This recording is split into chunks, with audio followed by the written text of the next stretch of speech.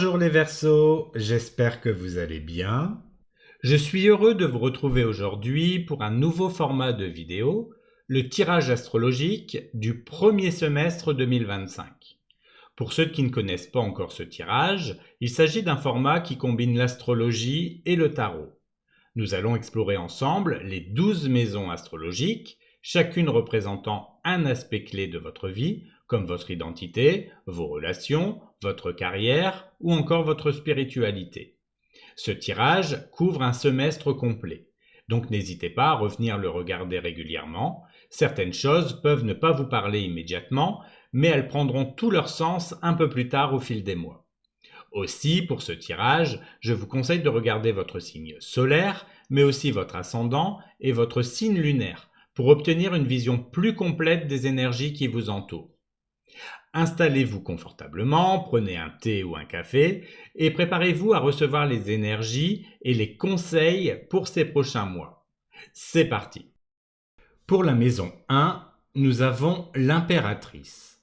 La première maison reflète votre identité et la manière dont vous vous présentez au monde. C'est votre moi extérieur et votre approche générale face aux opportunités et défis. Avec l'impératrice, ce début d'année vous invite à investir dans votre croissance personnelle et à rayonner de manière authentique. Prenez soin de vous, autant sur le plan physique qu'émotionnel, car votre bien-être influencera la façon dont vous serez perçu. Si vous avez des projets personnels ou professionnels, c'est le moment idéal pour poser des bases solides. Par exemple, vous pourriez commencer un nouveau projet créatif, réaménager votre espace pour favoriser l'inspiration ou renforcer vos compétences dans un domaine qui vous passionne. Osez exprimer vos idées et votre personnalité. Les autres seront attirés par votre énergie positive et fertile. Cependant, veillez à ne pas vous disperser. Concentrez-vous sur ce qui nourrit réellement vos aspirations. Pour la maison 2, nous avons le chariot. La deuxième maison parle de vos ressources, de vos finances, de votre sécurité matérielle. Elle reflète aussi votre perception de la valeur, qu'elle soit matérielle ou personnelle. Avec le chariot, ce début d'année vous pousse à prendre le contrôle actif de vos finances et à vous fixer des objectifs clairs. Si vous avez des projets nécessitant un investissement important, comme l'achat d'un bien matériel ou le lancement d'un projet professionnel, c'est le moment de vous organiser et de planifier vos actions. Soyez discipliné dans vos dépenses et veillez à ne pas céder à des achats impulsifs. Par exemple, créez un budget réaliste pour chaque mois et tenez-vous-y. Cette période peut également apporter des opportunités financières, comme une promotion, un contrat ou un revenu complémentaire. Saisissez-les en restant concentré sur vos priorités à long terme. Avancez avec détermination dans la gestion de vos ressources et adoptez une approche proactive pour construire votre stabilité matérielle. Pour la maison 3, nous avons la roue de fortune. La troisième maison concerne la communication, les relations proches avec votre entourage, ainsi que l'apprentissage. Elle explore comment vous interagissez avec le monde qui vous entoure. Avec la roue de fortune, ce début d'année marque une période de changement et d'opportunités dans vos échanges et vos relations. Vous pourriez recevoir des nouvelles inattendues ou vivre des transformations dans vos liens avec vos frères, sœurs, amis ou collègues. Soyez attentif aux synchronicités. Une rencontre imprévue ou une conversation apparemment anodine pourrait ouvrir une porte importante. Par exemple, restez ouvert à des invitations ou des discussions spontanées qui pourraient déboucher sur des collaborations enrichissantes. C'est également un moment propice pour développer vos compétences en communication ou apprendre quelque chose de nouveau, comme une langue ou une méthode de travail. Cependant, veillez à ne pas vous laisser submerger par l'instabilité. Adaptez-vous au changement en restant flexible et curieux. Accueillez les tournants dans vos relations et vos apprentissages avec confiance, car ces mouvements peuvent vous mener vers des opportunités précieuses. Pour la maison 4, nous avons le diable. La quatrième maison est celle du foyer, des racines, de la sécurité émotionnelle. Elle reflète votre vie domestique, vos relations familiales et votre sentiment d'appartenance. Avec le diable dans cette maison, ce début d'année vous invite à examiner les attachements ou habitudes au sein de votre foyer qui pourraient être limitants? Y a-t-il des tensions non résolues avec des membres de votre famille? Ou peut-être vous sentez-vous prisonnier d'une certaine dynamique ou d'un environnement qui ne soutient pas votre épanouissement? C'est le moment d'identifier ce qui pèse sur votre bien-être domestique. Par exemple, si des conflits persistent, essayez d'aborder les discussions de manière honnête et directe. Si votre espace de vie ne vous inspire plus, envisagez un réaménagement ou des changements pour qu'il devienne un lieu où vous vous sentez aligné et apaisé. Le diable peut également pointer une dépendance matérielle ou émotionnelle liée au foyer. Cherchez à reprendre le contrôle et à instaurer des limites saines. Libérez-vous des schémas négatifs dans votre environnement familial ou domestique et travaillez à créer un espace qui nourrit votre bien-être et votre croissance personnelle. Pour la maison 5, nous avons l'empereur. La 5e maison représente votre créativité, vos amours, vos passions, vos relations avec les enfants.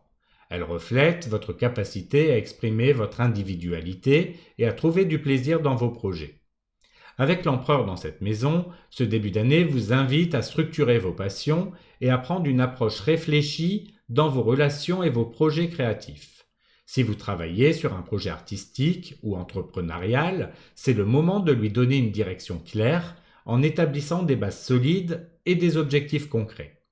En amour, l'empereur vous encourage à assumer vos responsabilités et à créer des relations stables. Si vous êtes en couple, vous pourriez être amené à planifier l'avenir ou à définir des cadres clairs dans la relation. Si vous êtes célibataire, cette carte suggère d'attirer des partenaires sérieux qui recherchent un engagement durable. Concernant les enfants, vous pourriez jouer un rôle de guide ou d'autorité. Assurez-vous d'équilibrer discipline et bienveillance pour soutenir leur développement. Ce semestre est une période pour canaliser votre énergie créative, établir des structures solides dans vos passions et cultiver des relations équilibrées et responsables. Pour la maison 6, nous avons la justice. La 6e maison concerne votre vie quotidienne, votre santé, votre travail. Elle reflète votre capacité à équilibrer vos responsabilités et votre bien-être dans votre routine quotidienne. Avec la justice dans cette maison, ce début d'année vous invite à adopter une approche équilibrée et réfléchie dans vos tâches quotidiennes et dans la gestion de votre santé. Analysez objectivement vos habitudes. Vos routines de travail et de vie vous soutiennent-elles ou vous fatiguent-elles? C'est le moment de réajuster vos priorités. Par exemple, si vous avez négligé votre santé, mettez en place des routines simples mais efficaces, comme intégrer une alimentation équilibrée ou programmer des temps de repos. Si des tensions existent au travail, veillez à agir avec transparence et équité dans vos interactions professionnelles. Cette carte peut aussi indiquer des décisions importantes à prendre, comme un changement de poste, une négociation ou une révision de vos engagements professionnels. Faites preuve de discernement, pesez les pour et les contre et choisissez une voie alignée avec vos valeurs. Ce semestre vous pousse à rechercher l'harmonie entre vos responsabilités et votre bien-être. Soyez honnête avec vous-même, ajustez ce qui ne fonctionne plus et trouvez un équilibre durable. Pour la maison 7, nous avons la grande prêtresse. La 7e maison concerne vos relations importantes, partenariats amoureux, collaborations professionnelles et alliances significatives. Elle reflète l'équilibre et la profondeur de vos engagements. Avec la grande prêtresse dans cette maison, ce début d'année met l'accent sur l'intuition et la réflexion dans vos relations. Cette carte vous invite à observer et à écouter avant d'agir ou de vous engager pleinement. Si des questions ou des doutes planent dans un partenariat, prenez le temps d'explorer vos ressentis et de chercher à comprendre les dynamiques sous-jacentes. En amour, la grande prêtresse suggère une période d'introspection.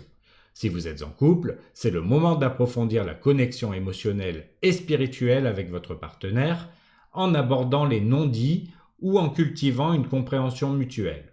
Si vous êtes célibataire, cette carte vous encourage à être patient. Des connexions profondes peuvent se révéler au bon moment.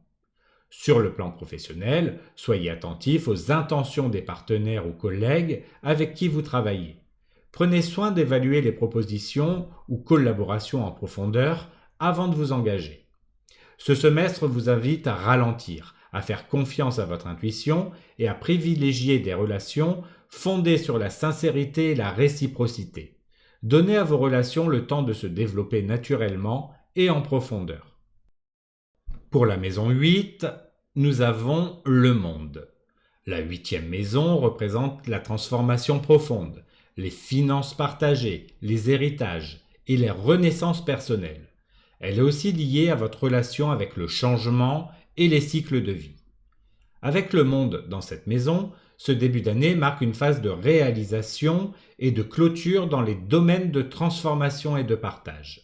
Si vous traversez une période de transition émotionnelle, financière, spirituelle, cette carte indique que vous êtes sur le point d'atteindre une nouvelle étape d'accomplissement et de compréhension. C'est également un moment favorable pour régler des affaires financières partagées, comme un héritage, une dette, une collaboration. Le monde suggère que ces situations peuvent être résolues harmonieusement si vous travaillez avec clarté et responsabilité.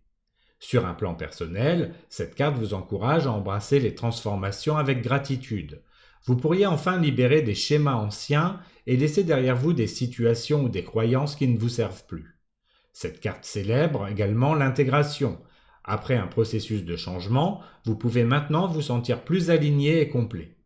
Ce semestre est une période de complétude et de renouveau dans vos transformations personnelles et vos finances partagées. Acceptez les changements comme une opportunité d'évoluer et de vous épanouir pleinement. Pour la maison 9, nous avons la Lune. La 9e maison est celle de l'expansion personnelle, des voyages, de la spiritualité et de la quête de sens. Elle explore vos croyances, votre vision du monde et votre soif d'exploration. Avec la Lune dans cette maison, ce début d'année pourrait être marqué par une certaine confusion ou des incertitudes concernant votre chemin spirituel ou vos croyances. Vous pourriez vous sentir attiré par de nouvelles idées ou philosophies, mais sans savoir clairement où elles vous mènent. Prenez le temps d'explorer ces nouvelles perspectives, mais soyez prudent face aux illusions ou à des vérités floues. Cette carte peut également indiquer un voyage, physique ou intérieur, durant lequel des mystères ou des émotions enfuies pourraient émerger. Si vous prévoyez un déplacement ou des études, attendez-vous à ce que le chemin soit enrichissant, mais potentiellement imprévisible. Sur un plan spirituel, la Lune vous invite à écouter votre intuition et à accepter que certaines réponses ne soient pas immédiatement claires. Les phases d'incertitude font partie du processus de croissance et vous aident à développer une connexion plus profonde avec vous-même et avec l'univers. Ce semestre vous appelle à naviguer dans les zones d'ombre de vos croyances et de votre quête de sens. Avancez avec patience, curiosité et confiance en votre intuition pour éclairer votre chemin. Pour la maison 10, nous avons l'ermite. La 10e maison concerne votre carrière, vos ambitions, votre contribution au monde. Elle reflète votre vocation, votre statut social et les objectifs à long terme que vous souhaitez atteindre. Avec l'ermite dans cette maison, ce début d'année vous invite à prendre du recul pour réfléchir à vos ambitions professionnelles et à votre véritable vocation. Plutôt que de chercher une reconnaissance immédiate, concentrez-vous sur une quête intérieure pour comprendre ce qui vous motive réellement. Vous pourriez ressentir le besoin de ralentir et de vous recentrer sur vos objectifs fondamentaux. Ce semestre est une période idéale pour revoir vos priorités et développer une stratégie à long terme. Par exemple, si vous vous sentez insatisfait dans votre carrière actuelle, l'ermite vous suggère d'explorer en profondeur ce qui pourrait vous apporter un sens plus profond de réalisation. Vous pourriez aussi chercher à apprendre ou à perfectionner des compétences qui vous permettront de progresser dans la direction souhaitée. Bien que cette période puisse sembler solitaire, elle est nécessaire pour vous connecter à votre sagesse intérieure. L'ermite vous rappelle que la lumière que vous cherchez est déjà en vous. Il suffit de prendre le temps de l'écouter. Ce semestre est une invitation à ralentir, à réfléchir et à réaligner vos ambitions avec vos aspirations profondes. Prenez le temps de bâtir une vision professionnelle et personnelle qui vous correspond pleinement. Pour la maison 11, nous avons les amoureux. La 11e maison représente vos amitiés, vos réseaux sociaux, vos collaborations et vos aspirations collectives. Elle explore également vos rêves à long terme et votre rôle dans les projets communautaires. Avec les amoureux dans cette maison, ce début d'année met en lumière des choix importants à faire dans vos relations amicales ou vos projets collectifs. Vous pourriez être confronté à des décisions qui nécessitent de définir vos priorités et de vous aligner sur vos valeurs profondes. Dans vos amitiés, cette carte vous invite à renforcer les liens basés sur la confiance et l'authenticité. Si certaines relations ne résonnent plus avec votre vision actuelle de la vie, il est peut-être temps de réfléchir à leur place dans votre quotidien. À l'inverse, des connexions significatives et profondes pourraient se développer, en particulier si elles sont fondées sur des intérêts communs ou des aspirations partagées. Sur le plan des projets, les amoureux suggèrent l'importance de collaborer avec des personnes qui partagent vos idéaux et vos ambitions. Si vous travaillez sur un objectif collectif, veillez à vous entourer de partenaires avec lesquels vous êtes en harmonie. Prenez le temps d'évaluer chaque opportunité en vous demandant si elle correspond à votre véritable mission.